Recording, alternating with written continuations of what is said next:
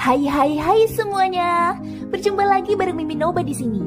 Mimin ucapkan terima kasih ya untuk para sobat Noba yang sudah memberikan support dan kesetiaannya sampai sejauh ini. Dan juga Mimin tidak akan bosan-bosan minum pil Tika Dewa agar terus kerja membawakan episode-episode berikutnya dari BTTH Keabadian Kaisar. Pokoknya jangan bosan-bosan untuk terus mengikuti kelanjutannya. Kalau tidak, Mimin akan membuat kalian tidak bisa tertawa atau menangis. Let's go, mari kita masuk ke dalam ilusi seni radionya.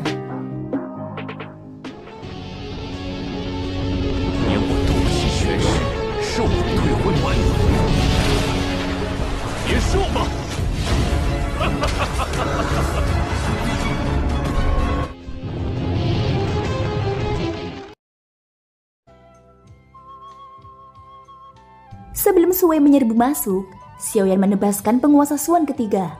Tebasan pemecah dari api ilahi akan meledak setelah 3 lapisan, dan lautan api akan tersapu seketika. Pada saat ini, ledakan dahsyat itu membentuk dampak dengan kekuatan destruktif, dan Su Xingyi serta Su Wei diselimuti di dalamnya. Dentuman dahsyat terdengar. Setelah beberapa saat kemudian, 2 sosok melesat keluar dari lautan api. Bahkan dengan perlindungan armor Dewa Void, kerusakan masih tidak bisa dihindari. Dan bahkan nyala api masih menyala di tubuh mereka. Ekspresi 2 sosok itu berubah drastis begitu menyadari bahwa nyala api ini tidak dapat dipadamkan. Tidak peduli bagaimana mereka mengedarkan kekuatan abadi di tubuhnya, itu tampaknya tidak berguna. Nyala api abadi akan terus menyerap vitalitas dan energi. Meskipun tidak besar, itu membuat mereka merasa tidak nyaman. Setelah lautan api berangsur-angsur menghilang, sosok Xiaoyan muncul di dalamnya dengan penguasa Suan di satu tangan. Bodoh! Mereka telah menggunakan taktik yang memalukan, namun mereka masih berakhir dengan kerugian. Suan Zhen di sisi jauh memasang ekspresi dingin. Matanya memancarkan niat membunuh yang kuat. Kata-katanya tidak ditunjukkan kepada Xiaoyan, sebaliknya kepada Su Xingyi dan Su Wei. Untungnya tidak ada orang lain di sini. Kalau tidak, cara mereka hanya akan merusak nama yang mulia Taizu. Aku tidak berpikir bahwa keabadian dewa yang bermartabat sebenarnya sangat bodoh seperti itu. Su Xingyi ini terlalu percaya diri. Dia jelas bisa bergabung dengan Su Wei dari awal, namun dia malah menggunakan taktik tercela.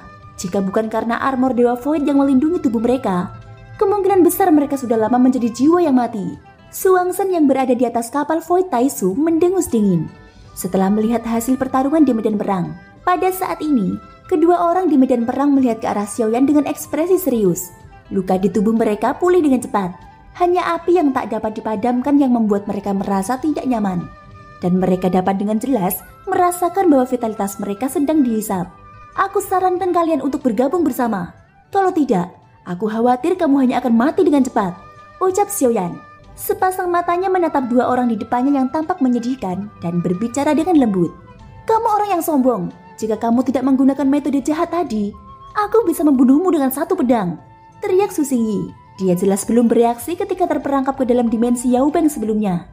Dia bahkan tidak dapat mengendalikan tubuh dan jiwanya. Su Xingyi tidak tahu bagaimana Xiaoyan melakukannya, namun perasaan kematian itu masih membekas di hatinya. Sekarang dia tidak berani gegabah. Matanya menoleh ke arah Su Wei. Su Wei jelas tidak puas dengan pengaturannya. Kali ini sebelum Su Xingyi memberi perintah apapun, dia memimpin dan menginjak kakinya. 2 set pelindung tinju muncul di tinjunya. Reinkarnasi Suxiang, mati demi yang mulia ini. Kekuatan pukulan yang keras memadat menjadi pusaran air di bawah tinju Su Wei. Suara ledakan sonik yang sangat keras keluar. Bahkan kekosongan pun terguncang dan terpelintir olehnya. Di saat yang sama, Su Xingyi yang memegang pedang Void pemburu jiwa juga melesat keluar dari arah yang berbeda. Kekuatan tempur keduanya tidak lemah, dan mereka jauh lebih kuat dari keabadian dewa yang dimusnahkan Xiaoyan sebelumnya. 1 pukulan menghancurkan dunia. Su Wei yang tiba di depan Xiaoyan berteriak marah. Tinjunya seperti gunung saat menghantam Xiaoyan. Kekuatan tinju yang mengguncang kehampaan dengan cepat membesar di mata Xiaoyan. Api 3 warna melonjak keluar dari tubuh Xiaoyan dan segel bintang 5 berkedip di antara alisnya. Jika ingin membandingkan kekuatan tubuh fisik, Xiaoyan tidak akan kalah bahkan jika pihak lain menguasai kekuatan aturan fisik. Lagi pula, selain tubuh fisik, sumber kekuatan ganda dari jantung api dan jantung guntur dapat meningkatkan kekuatan tempurnya. Selain itu, dia memiliki 3 jantung api dan 3 jantung guntur. Di bawah keseimbangan metode Ki Pagoda Emas di tubuhnya, tidak ada serangan balik atau pemberontakan. Mereka dengan patuh berada di tubuh Xiaoyan dan berkumpul di lengannya. Xiaoyan mengambil langkah maju dengan telapak kakinya. Tubuhnya membuat postur busur sementara tangannya terkepal. Saat berikutnya, sosoknya langsung melesat ke depan dan mengayunkan tinjunya. 7 tinju dewa pembunuh. Teriakan Xiaoyan terdengar. Kedua sosok itu bertabrakan dengan sengit di udara. Mereka seperti dua meteorit yang bertabrakan, menimbulkan dampak yang mengerikan dan seluruh kehampaan segera beriak seperti gelombang. Jika tidak berada di laut kehampaan, tidak ada bintang atau ruang angkasa yang mampu menahan serangan seperti itu. Pertarungan di level ini pasti akan menyebabkan keruntuhan. Untuk sesaat konfrontasi itu tampaknya berimbang dan tidak ada pihak yang mundur. Sui dengan jelas memahami aturan kekuatan fisik. Dia menghancurkan lawannya dengan kekuatan absolut. Bagaimana bisa kekuatan orang ini cukup untuk menangkapnya? Beberapa yang mulia Taisu di atas kapal Void sedikit terkejut. Mereka merasa luar biasa saat melihat kekuatan keabadian dewa tingkat pertama Xiaoyan. Tapi dia dengan paksa menangkap serangan Sui. Api dan guntur di tubuhnya adalah asal-usulnya. Kedua objek ilahi ini jauh lebih kuat daripada aturan kekuatan Sui. Jika dia berada di ranah yang sama, pukulan ini pasti akan mengalahkan Sui. Suansan melihat petunjuk itu sekilas, dan ada tatapan serius di matanya. Saat memikirkannya, bahkan jika dia mengambil tindakan dan bertarung melawan Xiaoyan, peluang apa yang dia miliki untuk menang? Meskipun ranahnya jauh lebih rendah, objek ilahi yang dimilikinya menggantikannya, dan bahkan lebih kuat. Rasa penindasan yang dipancarkannya tidak seperti keabadian dewa tingkat pertama. Lanjut Suansan. Mata beberapa yang mulia menjadi semakin bingung saat mendengar ini. Bahkan semakin sulit untuk membuat penilaian yang akurat tentang kekuatan Xiaoyan. Energi menakutkan di antara kedua tinju terus-menerus menekan, dan kedua belah pihak menolak untuk menyerah.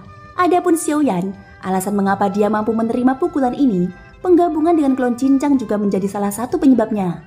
Kekuatannya saat ini setara dengan keabadian dewa tingkat ketiga. Namun hanya Xiaoyan yang tahu bahwa keadaan ini tidak dapat berlangsung lama. Jika konsumsi ini terus berlanjut, klon cincang tidak akan bisa bertahan lama. Aku harus mencari cara untuk membunuh salah satu dari mereka terlebih dahulu. Pikiran Xiaoyan tiba-tiba bergerak. Kedua yang mulia di depannya sama-sama sangat kuat, dan sarana yang mereka miliki tidak sebanding dengan yang sebelumnya. Pukulan di depannya mengandung aturan kekuatan fisik, dan itu adalah keterampilan bertarung tingkat kuno. Sementara Xiaoyan masih beradu pukulan, dia bisa merasakan niat membunuh yang dengan cepat mendekati belakangnya. Jelas, itu adalah Su Xingyi. Bagaimana mungkin dia melewatkan kesempatan seperti itu? Dengan situasi Xiaoyan saat ini, dia tidak bisa diganggu dengan hal lainnya. Begitu dia mengalihkan perhatiannya, kekuatan penghancur dari tinju Sui akan terbentuk, dan dampak yang menakutkan akan menghancurkan Xiaoyan. Oleh karena itu, dia hanya bisa bertahan seperti ini, dan untuk sementara waktu terjerat dengannya. Reinkarnasi Suzang, lihat bagaimana aku akan memenggal kepalamu. Su Xingyi mengayunkan pedang pemburu jiwa. Cahaya hitam menembus kehampaan, dan energi pedang yang ganas meraung dengan kekuatan memotong langit dan bumi. Kecepatannya sangat cepat. Dalam sekejap mata, itu hampir menebas ke arah kepala Xiaoyan. Xiaoyan sudah siap. Guntur ekstrim menyala di bawah telapak kakinya. Serangan diam-diam Su Xingyi secara alami sesuatu yang dia ketahui.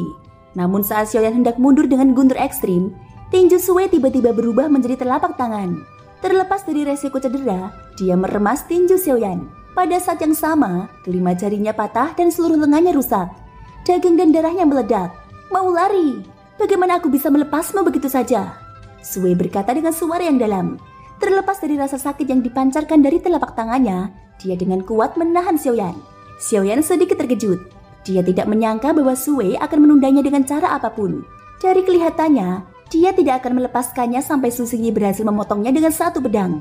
Selama Xiaoyan tidak bisa mengelak, pedang ini cukup untuk melukai Xiaoyan hingga dia tidak bisa lagi bertarung atau bahkan mati secara langsung. Ekspresi Xiaoyan berubah dingin.